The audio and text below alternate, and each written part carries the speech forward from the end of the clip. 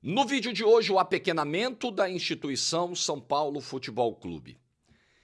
Dois desenhos nessa semana deixam a situação muito nítida para quem ainda não enxergava. Principalmente para quem não é São Paulino. São Paulina está fora dessa bolha tricolor e não está entendendo bem a situação do clube. O 6-0 chama atenção. Caramba, a coisa tá feia lá mesmo, hein? 6-0, vocês não têm ideia de como tá feia. E a segunda coisa, Palmeiras e Flamengo, um dos dois sendo tetracampeão da Libertadores na semana em que o São Paulo toma 6 do Campeonato Brasileiro. O São Paulo soberano, o São Paulo tricampeão da Libertadores e tricampeão do mundo nesse século, no início desse século. Vai ter que ver amanhã um dos seus adversários chegar a um tetracampeonato de Libertadores. Like no vídeo, se inscreve, ativa o sininho, rumo a 450 mil inscritos por aqui. Go Black, atenção, na semana da Go Black, o meu cupom GOLJORGE vai te dar 10% de desconto. Então é desconto em dobro nas compras que você fizer no site da GoCase hoje até às 19 horas, ok? Hoje, sexta-feira, até às 19 horas, aproveita o desconto em dobro para comprar a garrafa Fresh, o copo Vibe, as capinhas de celular, as mochilas do seu clube. É uma linha de produtos oficiais. Então você pode presentear alguém, você pode comprar para você, para usar no teu trabalho, no home office, na academia, no carro, em casa, em qualquer lugar, na viagem. Aproveita! A GoCase é parceira do canal do Jorge Igor e tem 10% off no meu cupom até às 7 da noite de hoje. Beleza? Link na descrição e no comentário fixado. Vamos lá, eu acho que a gente, obviamente, aqui, né, numa análise de um jogo, a gente tem que falar dos dois, e o São Paulo é o destaque pelo vexame, pelo que vem vivendo, mas a gente precisa falar do Fluminense, e tem uma coisa aqui que me chama muita atenção no momento do Fluminense, não é só a recuperação com o Zubeldia, porque isso me parece absolutamente. Não é desmerecer, né? Não é tirar o mérito, não, mas é corriqueiro, né? Troca de técnico, vai lá, chega outro cara, dá uma injeção de ânimo, o time vai lá, melhora, termina bem o ano e é o que está acontecendo com o Fluminense. Mas o que me chama mais atenção do que isso, bem mais, é o fato do Fluminense chegar no dia 27 de novembro, com quase 80 jogos na temporada, voando baixo do jeito que voou ontem. Com 8 vitórias consecutivas dentro do Maracanã. E se você pegar nessa sequência de jogos recentes, dentro e fora, o Fluminense ganhou alguns jogos com placar mais apertado, onde ele produziu muito para ganhar por muito mais. Então, lembra que a gente falava muito disso na volta do Mundial? O Fluminense fez uma bela campanha, foi o melhor brasileiro da Copa do Mundo de Clubes no meio do ano, e a gente tratava como uma enorme preocupação o segundo semestre do Fluminense pelo aspecto físico. Pô, como é que esse time vai aguentar o tranco do ano? Porque ele vai ser um dos que mais entraram em campo no futebol brasileiro. A campanha no Mundial ela foi muito desgastante fisicamente, porque foram viagens muito longas que o Fluminense fez dentro dos Estados Unidos. Então, existia esse temor. Cara, o que vai ser do Fluminense? Vai chegar outubro, novembro, vai faltar perna para o Fluminense? Que nada. Que nada. Impressionante o que o Fluminense tem feito nesse momento. E se você pegar essas 8 vitórias seguidas como mandante no Campeonato Brasileiro, todas elas foram com o Zubeldia, e aí a gente fala da produção ofensiva do time, 17 gols marcados, dá uma média superior a 2 gols por jogo, e só tomou um gol. E mesmo assim num clássico contra o Flamengo e de pênalti. Pênalti convertido pelo Jorginho. Então, no Maracanã, o Fluminense está passando por cima de todo mundo, como passou ontem. E aí o que impressiona, né? 25 minutos, acabou o jogo. O Fluminense não parou. O Fluminense não diminuiu de rotação. O Fluminense poderia ter ganhado ontem por 8-0, sem sacanagem, galera. Por 9-0, de boa. O Fluminense produziu para ganhar por mais, por muito mais do que o 6-0. O 6-0 ficou curto, ficou barato para o São Paulo. Então você vai olhar aqui, Canóbio numa grande noite, Martinelli numa grande noite, mas você vai olhar como um todo a atuação do Fluminense, sim, ninguém teve muito abaixo, né? O Everaldo foi ok, mais ou menos, mas até o Everaldo, a gente não pode dizer que ele que é um jogador que vem sendo muito criticado ao longo desse ano. Todo mundo bem, o Soteldo entrou bem, por incrível que pareça. Então, você tem tanta gente numa rotação alta, entregando, num nível técnico muito bom. Meu amigo, o resultado vai aparecer. O Fluminense joga nesse fim de ano um belo futebol. Objetivo, meta cumprida, Fluminense vai para a Libertadores, está garantido na Libertadores e tem tudo para conseguir a vaga direta. Vai ser uma briga ali com o Botafogo, com o Bahia, vai ser uma briga bem complicada, ponto a ponto, jogo a jogo. O Botafogo ainda vai jogar na rodada, ele ainda pode recuperar a condição de quinto colocado e o Fluminense terá na última rodada um confronto contra o Bahia, que pode definir, dependendo de como o Botafogo vai pontuar até lá, pode ser o jogo para definir o quinto lugar. Na última rodada, Bahia no Maracanã. E agora o Fluminense sai para pegar o Grêmio. Esse Grêmio que, sei lá, né? Numa dessa também vai sonhando, ganhou dos reservas do Palmeiras no meio de semana, tá ali com 46, se virar G8 e tal, opa, tamo aqui. Então, os jogos que o Fluminense tem até o fim do campeonato são jogos mais chatos, assim, são jogos complicados. Você quer ver? Botafogo vai pegar o Corinthians fora no fim de semana. Também o Corinthians tem alguma chance ali de pré-Libertadores, mas está num momento técnico ruim. Depois o Botafogo pega o Cruzeiro, penúltima rodada, que já pode estar sem chance de ser campeão brasileiro, né?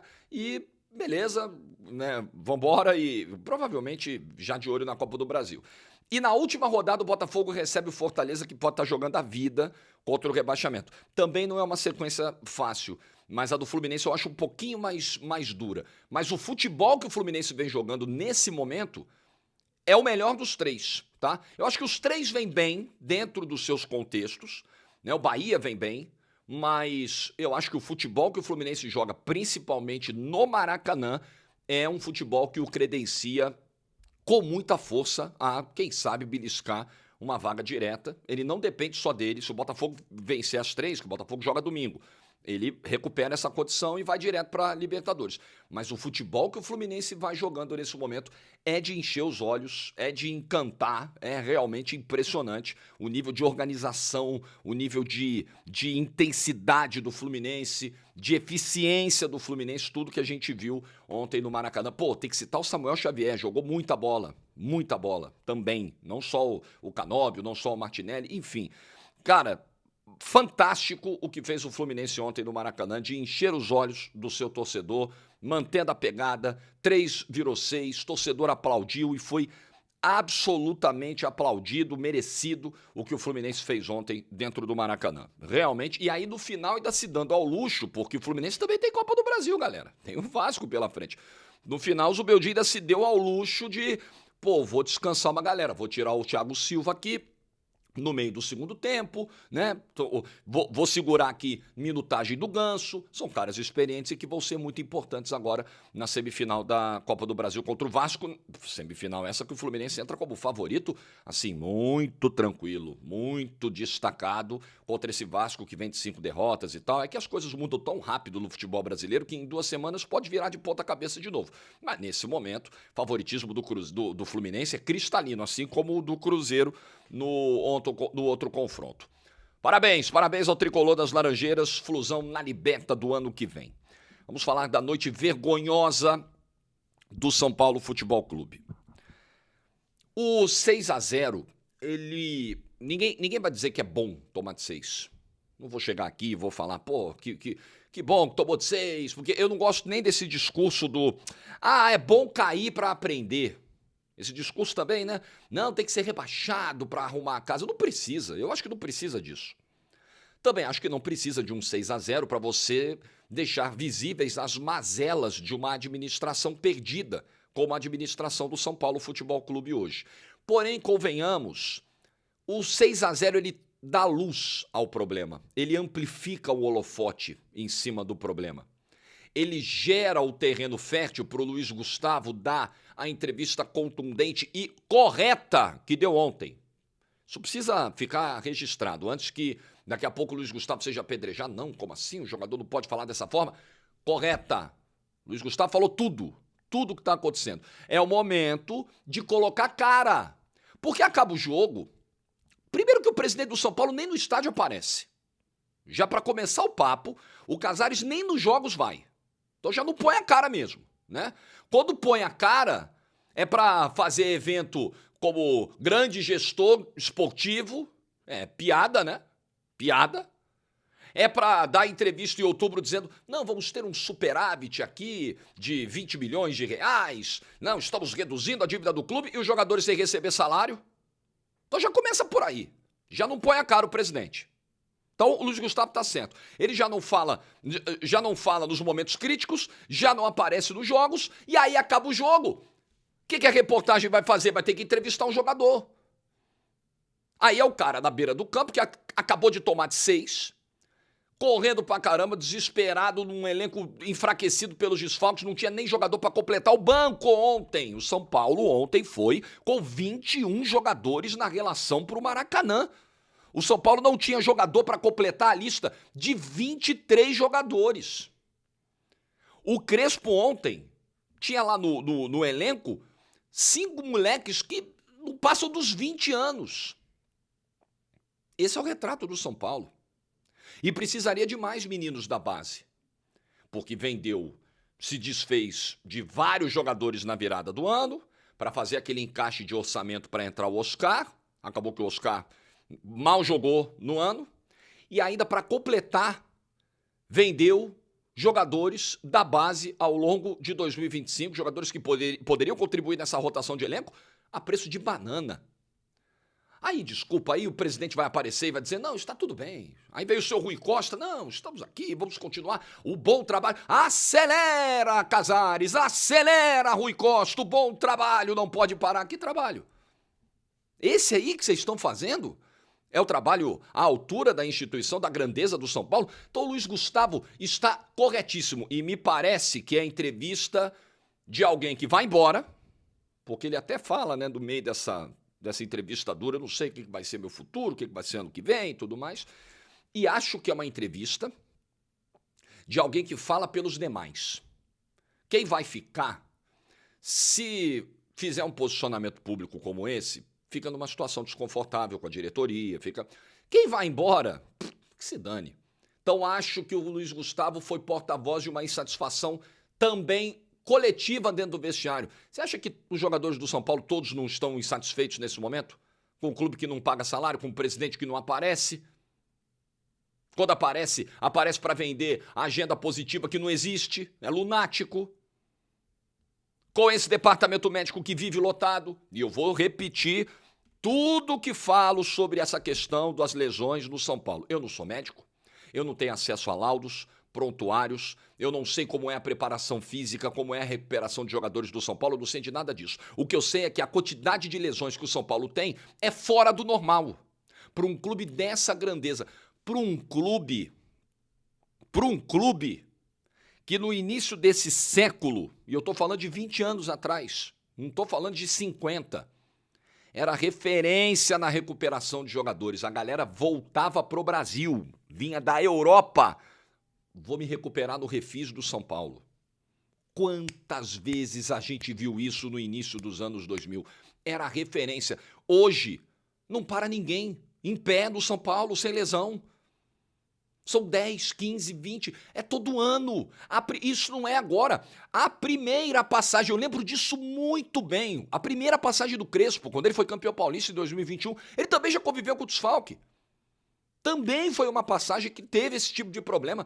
Isso é crônico no São Paulo. Não é possível que isso seja normalizado. Não é possível. Então o quadro é esse. Você tem uma disputa política nesse momento, que deixa tudo ainda pior, né? Porque o grupo do Belmonte está em rota de colisão com o Casares. Então você tem, nesse momento, toda essa questão interna. O Casares tem mais um ano de mandato, ele não pode se reeleger, ele quer fazer o sucessor, que é o Carlomagno. Tá tentando e tal, né? Nesse momento, dá poder, né? Colocou nas últimas semanas o cara no departamento de futebol, ele é superintendente do clube para ganhar esse poder nesse ano que falta e tal. E o Belmonte rachou. Nesse momento, é a informação que a gente tem, né? Nesse momento, tem um movimento que começa a nascer do grupo do Belmonte, pedindo ali, pressionando, né? Isso não vai acontecer, evidentemente, pressionando por uma renúncia do Casares. É óbvio que isso não vai acontecer. O que o Casares tem feito nesses últimos tempos é costurado uma situação com os conselheiros para que ele faça o sucessor e ele continue, de alguma forma, tendo poder no São Paulo Futebol Clube. É o que parece. O espaço está aqui aberto ao presidente Casares para se manifestar. Mas as atitudes recentes do presidente do São Paulo dão a entender que esse é o direcionamento, né? Todo mundo sabe que ele está trabalhando o Márcio Carlomagno, é Márcio, para ser o sucessor. Aí ele coloca o cara no departamento de futebol. Esse gesto me parece, né? Me parece muito claro, que tem aí uma costura política pensando na eleição daqui a um ano. Então é isso que o São Paulo vive. É uma gestão que não enxerga a piscina de tubarões, né, que virou o futebol brasileiro. São Paulo não é mais um tubarão do futebol brasileiro, São Paulo foi. Aí é que vale a gente fazer essa comparação com os momentos que Palmeiras e Flamengo vivem para fechar o vídeo. Em 2005, o São Paulo estava sendo campeão do mundo. Campeão da Libertadores, metendo 4 na final, passando por cima, com força política, força de bastidor. São Paulo tinha força em campo e fora dele, muita força. E eu não estou tratando isso como algo pejorativo, não, porque eu entendo que isso faz parte. A gente sabe como funciona o futebol brasileiro. São Paulo era um clube temido dentro de campo e nos bastidores. São Paulo era muito forte. Então ele ganha a Libertadores e o Mundial com muitos méritos, com muita competência. E naquele momento, naquela década, o Flamengo, que hoje virou aí para muitos um modelo de administração, de gestão, de recuperação institucional, o Flamengo acumulava vexames. Vexames. Pouco depois, 3 anos depois do São Paulo ser campeão do mundo, o Flamengo paga o mico contra o América do México no Maracanã, meteu 4-2 na ida, tomou 3-0 na volta e foi eliminado, e o Muricy Ramalho, que era técnico do São Paulo, na mesma noite dava coletiva dizendo, a bola pune. A bola pune a bagunça que é o Flamengo, a zona que é o Flamengo. 2008. O São Paulo era tricampeão da Libertadores, o Flamengo tinha ganhado uma Libertadores em 1981, estava longe de chegar numa semi de Libertadores, era vexame em oitavas, vexame em quartas, vexame em primeira fase. Pouco tempo depois, teve a eliminação, acho que foi 14, que o time perde para o León do México e cai na primeira fase da Libertadores, dentro do Maracanã. E o São Paulo estava ali, ó, a dele. O Palmeiras tinha uma Libertadores em 1999. E ninguém imaginava que o Palmeiras fosse chegar perto, num espaço de tempo curto, médio até, do São Paulo em conquistas de Libertadores.